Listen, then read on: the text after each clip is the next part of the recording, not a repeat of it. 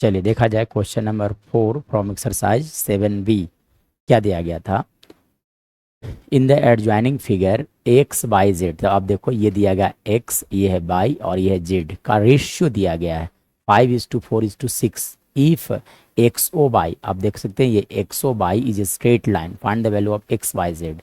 अब देखो तो एक्स ओ बाई एक स्ट्रेट लाइन है और इसी स्ट्रेट लाइन पर रे ओ क्यू है और ओ पी है। तो जब इस तरह का है ना होता है सिचुएशन, जिससे हम बोलते हैं लीनियर पेयर ऑफ एंगल्स, और लीनियर पेयर ऑफ एंगल्स का सम कितना होता है? 180 डिग्री होता है। सो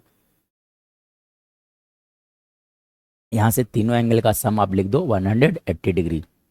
मतलब आप यहाँ से लिख सकते हो कि X plus Y plus Z का सम होंगे 180 degree. But according to the question, है ना, यहाँ से एक्स का वैल्यू आप लेट कर लो। लेट एक्स इक्वल टू आप लिख सकते हो 5x, ठीक है ना। चलिए तो ये हो गया 5x। बाई इक्वल टू आप समझ सकते हो 4x, और आप समझ सकते हो कैपिटल एक्स यहाँ पे मैं लिख देता हूँ। कैपिटल एक्स थोड़ा सा डिफरेंशिएट किया जाए तो कैपिटल एक्स मैं यहाँ लिख देता हूँ, ठीक है। Capital X is equal to Y equal to और जेड इक्वल टू आप सपोज कर लो 6x, ठीक है ना। चलिए यानी कि यहाँ से अगर मैं बात करूँ तो x का वैल्यू कितना लिखा गया? 5x।